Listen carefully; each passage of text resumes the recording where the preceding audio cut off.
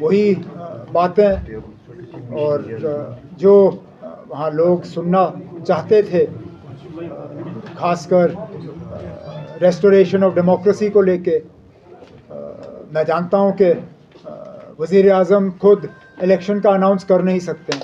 Election का announcement जो है वो इलेक्शन कमीशन को करना होता है, लेकिन कम से कम वज़ीर आज़म से इतना ही कि जो 31 सितंबर का डेडलाइन सुप्रीम कोर्ट की तरफ से लगा हुआ है, उसको देखते हुए उससे पहले इलेक्शन होंगे, ये हम सुनना चाहते थे।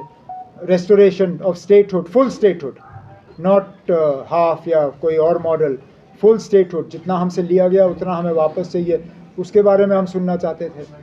बेरोज़गारों के लिए एक एम्प्लॉयमेंट स्कीम, एक एम्प्लॉयमेंट पैकेज, उसके बारे में सुनना चाहते थे। डेली वेजरों के रेगुलराइजेशन के बारे में हम सुनना चाहते थे। जो यहाँ पे बिजली की हालत जो दिन ब दिन और ज़्यादा ख़राब होती जा रही है, हम उस पर सुनना चाहते थे। उस पर भी वज़ीर आज़म साहब खामोश रहे। तो जो हम उम्मीद कर रहे थे, उम्मीद तो हमारी रह गई, और जो हमने सुना वही सुना जो इससे पहले सुनते आए हैं। हालात ने पीडीपी को जो है इस इलेक्शन से आउट रखा। अब आप मुझे बताइए ना, आप साउथ कश्मीर की सीट, आप बार बार पूछते हो कि साउथ कश्मीर की सीट पीडीपी को क्यों नहीं। मुझे बताइए ना, अब ये कहाँ की सियासत है कि जो पार्टी तीसरे नंबर पे आई इससे पहले वाले पार्लियामेंट इलेक्शन में, नंबर 1 पार्टी और नंबर 2 पार्टी दोनों अपना क्लेम छोड़ के तीसरे नंबर की पार्टी को वो सीट दे दें, और जिस सीट पे फिलहाल तो बीजेपी का कोई असर रसूख नज़र नहीं आता। बाकी जहाँ तक कोalition की बात है, कोalition को चलाना या कोalition के मतलब माहौल को सही रखना, ये हर तंजीम की जिम्मेदारी बनती है।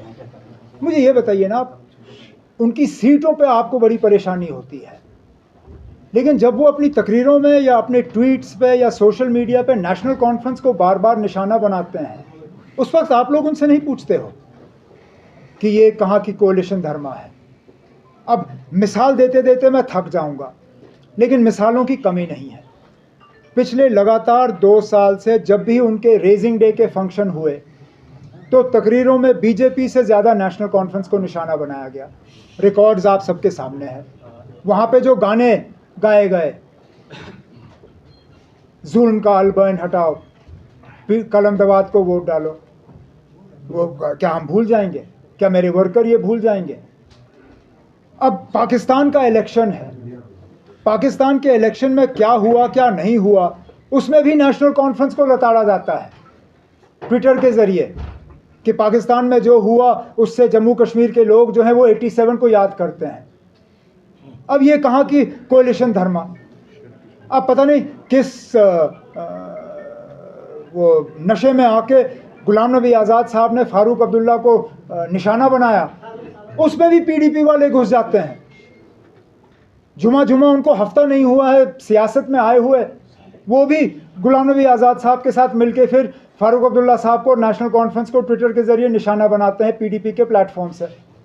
और फिर आप कहते हो कि कोalition कहाँ है? यानी अब कोalition को मेंटेन रखना ये अकेले नेशनल कॉन्फ्रेंस की जिम्मेदारी नहीं है, ये उन लोगों की भी जिम्मेदारी है जिन्होंने एक आदत बनाई हुई है, जो आदत से मजबूर हैं नेशनल कॉन्फ्रेंस को निशाना बनाते बनाते।